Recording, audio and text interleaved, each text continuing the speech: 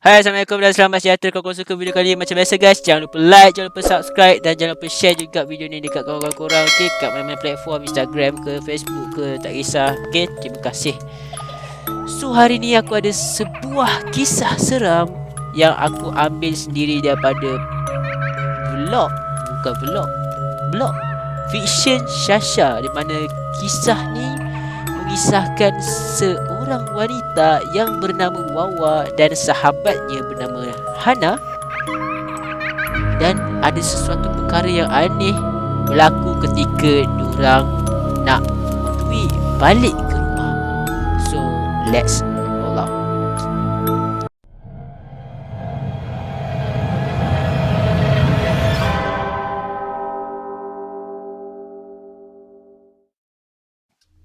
Okey, kisah ni berlaku ketika hari Jumaat. Okey, yang si Wawa ni dia plan dengan Hana nak makan-makan kat luar.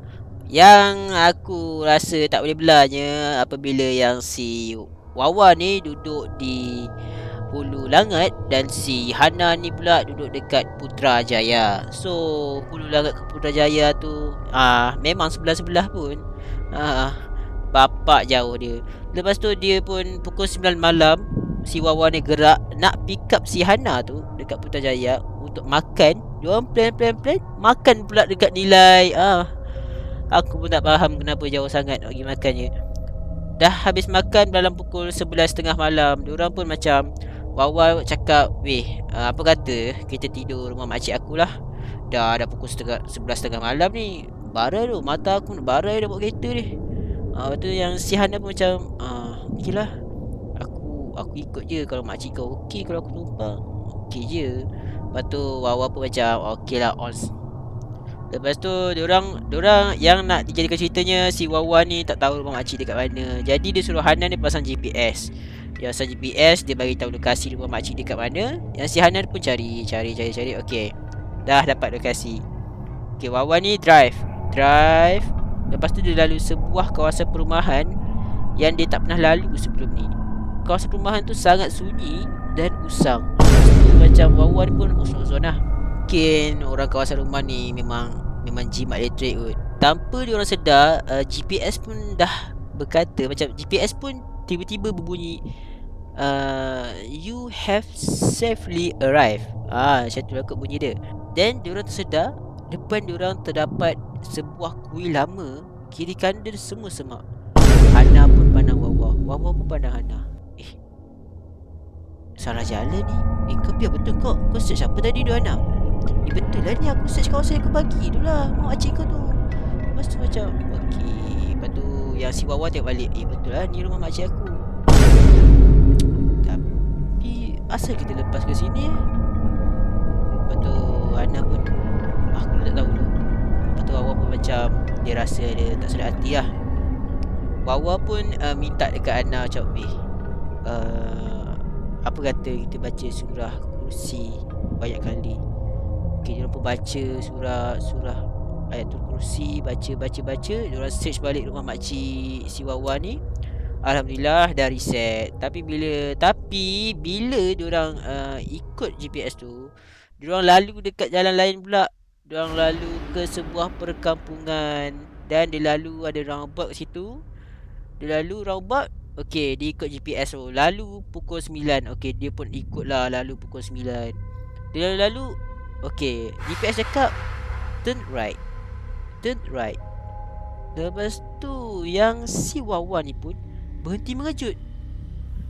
Bila dah berhenti mengejut, Hana pun macam, Wang, kau pahal wah, tiba-tiba berhenti mengejut dah, kenapa? Lepas tu, yelah, si Wawa terkejut, tiba berhenti mengejut kan, dah kenapa kan, tengah malam gelap-gelap kan. Lepas tu Hana pun macam, serius lah kita nak pergi ke kanan ni? Lepas tu Hana macam, lah, cuba tengok ni dia suka kanan. Lepas tu Hana pun, lepas tu Wawa pun macam, kalau kita pusing ke kanan, jari telunjuk Wawa menunjukkan pada satu papan tanda. Dan Hana tengok kat papan tanda tu tertulis kawasan tanah perkuburan Islam.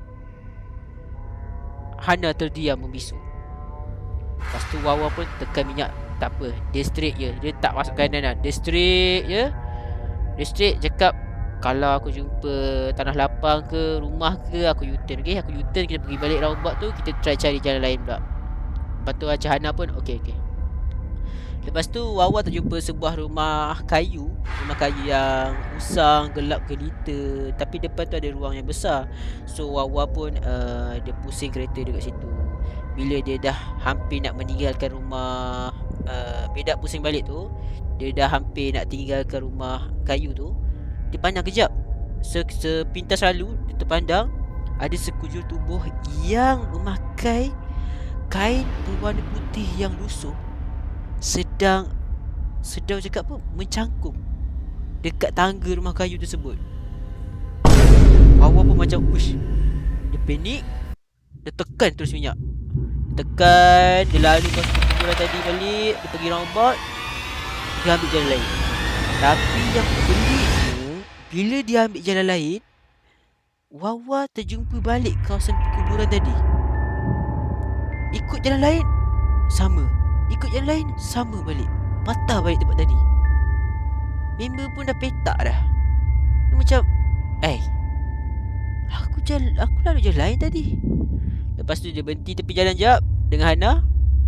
Diorang baca Al-Fatihah, baca Ayatul Kursi, baca 3 kul. Diorang baca banyak kali.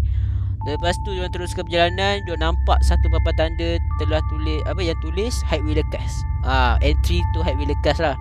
Lepas tu dalam pukul 12.30 diorang baru masuk Highway Lekas. Yang si Wawa ni ternampak lah ada dalam 2-3 buah kereta yang potong dia punya Myvi. Main gila. Tu lagi seram, potong Myvi. Kereta apa pun tak tahu.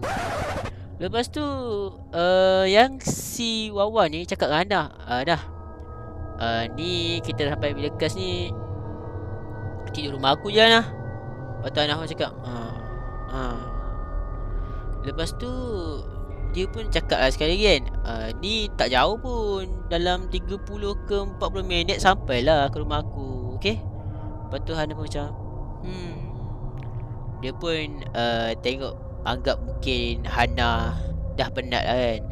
Dia pun sendiri pun dah penat, mental, fizikal dah penat lah, dengan nampak benda putih tu lagi, dengan lalu tepi kubur tu lagi. Dia dah penat mental. Dia tahu dia nak balik rumah, sampai rumah mandi terus tidur dengan Hana sekali. Lepas tu dia bawa kereta, tengok Hana tu macam penat yang menunduk kan. Okay, Wawa pun time tu dah penat. Dia pun bawa kereta kan. Tanpa dia sedar, dia bawa kereta, dia tengok meter dia 120 km sejam. Macam, tapi cakap dengan Hana, asal aku rasa kereta aku macam slow sangat lah, macam cipu je. Myvi ni 120 km sejam ni, tapi asal aku rasa slow gila. Lepas tu cakap-cakap lah sampai pandang depan, drive kan, nak concentrate. Lepas tu dia macam, Hana pun tak jawab. Macam, budak ni dah tidur ke tu. Lepas tu dia pandang sebelah. Dia ternampak, Hana tengah tidur, tapi tingkap di sebelah Hana, dia ternampak ada sehelai kain putih sedang terjuntai dekat situ.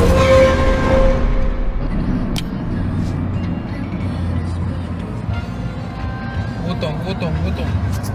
Lepas tu dia macam, Astaghfirullahalazim. Bismillahirrahmanirrahim. Astaghfirullahalazim. Nasib baik time tu dia boleh kawal kereta dia tau. Lepas tu dia macam pandang cermin belakang dia. Aku tak tahu kenapa dia ni dah obviously nampak kain putih, tapi tu dia pandang pula cermin belakang. Pandang cermin belakang, tak ada apa. Tapi dia nampak cermin belakang tu macam gelap tau. Tak nampak line putih, tak nampak, maksud aku tak nampak line putih jalan raya, tak nampak lampu jalan langsung. And dia test lah tengok dekat side mirror kanan dia. Tengok nampak line putih dengan lampu kat belakang tau. Dia tengok balik kat kamera dia, dekat cermin belakang dia, nampak gelap je. Lepas tu yang si Wawa ni pun tak sedap hati lah. Bila tak sedap hati, dia pun keluarkan time tu zaman-zaman play kan, play apa, play DVD. Dia ambil CD Yasin dia nak masuk kan, masuk ke CD. Okay, dia start main. Dia on Yasin, Bismillahirrahmanirrahim. Dia tengah bawa kan, ya Hana tutup dia punya radio. Hana tutup bacaan Yasin tersebut. Lepas tu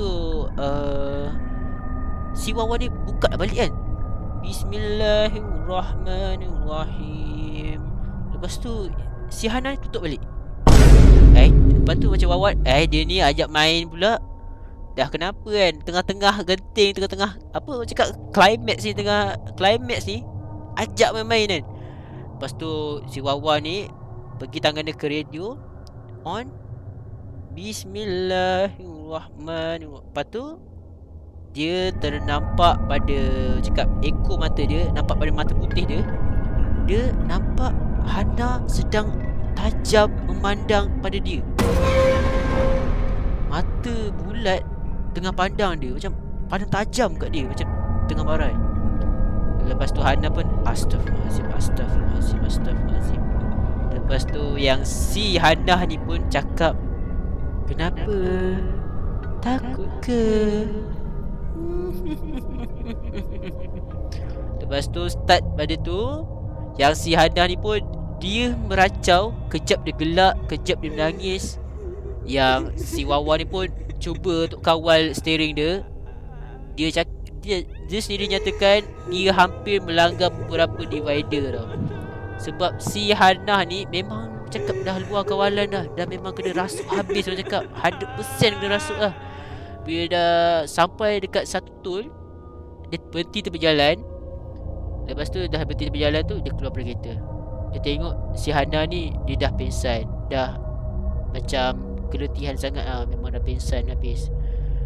Dia call mak ayah dia lebih kurang pukul 4-5 minit pagi. Lepas tu mak ayah datang, ustaz pun datang kat kereta dia. Mak ayah dia bawa ustaz. Lepas tu ustaz pun macam bawa lah dengan mak ayah dia, bawa balik sekali semua. Dah settle semua. Yang si Wawan dia tanya, kau kenapa Hana? Macam tu pula, macam cerita pula. Hana, kau dah kenapa? Kau bila masa kau kena rasuk, aku tak perasan pun. Kau pun bagi tahulah aku dulu. Aku terkejut tiba-tiba kau diam, tiba-tiba. Lepas tu tiba-tiba kau menangis. Aku pasang Yasin kau tutup. Aku pasang Yasin kau tutup. Lepas tu kau pandang aku, dah kenapa?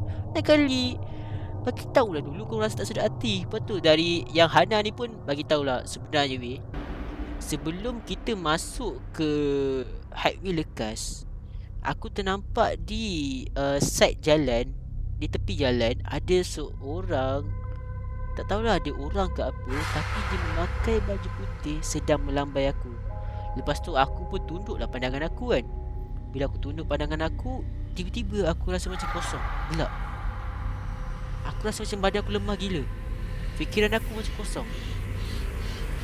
Lepas tu tak tahu, sedar-sedar aku dekat sini. Kebetulan pula yang ustaz ni pun cakap, itulah, ni pengajaran untuk korang semua. Jangan keluar malam-malam. Korang tu anak dara lagi.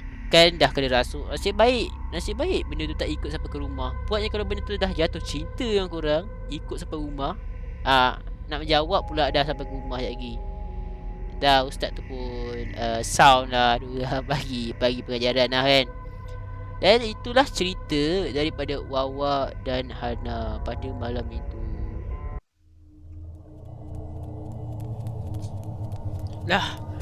Sebelum aku nak end video ni, aku nak cakap ribuan terima kasih kepada korang yang sudi tengok video aku sampai habis. Sebelum korang nak alih ke video ceramah, korang like dulu dan subscribe dulu channel kecil aku ni. InsyaAllah doakan channel aku ni akan jadi channel yang cakap channel yang verified je lah. Itu je lah, impian aku nak verified je. Itu je, tak banyak pun. So jangan lupa like, subscribe dan jangan lupa kat share dekat, tak kisah dekat Makcik Kia ke, Pak Hatan ke, kat Pakcik Manap ke, ikutlah. Nak share dekat jiran korang ke kan, ikut-ikut lah kan. So Itu je lah daripada aku. InsyaAllah. Mana tahu kalau korang subscribe, naikkan semangat aku tu. Tiba pula hari tu aku nak buat 3 video sehari aku post. Mana tahu. So jangan lupa lah tekan butang subscribe tu. Dah 3 kali dah. Lebih dah aku cakap. Tak subscribe juga tak tahu lah. Okay. So Assalamualaikum. Goodbye. Ciao.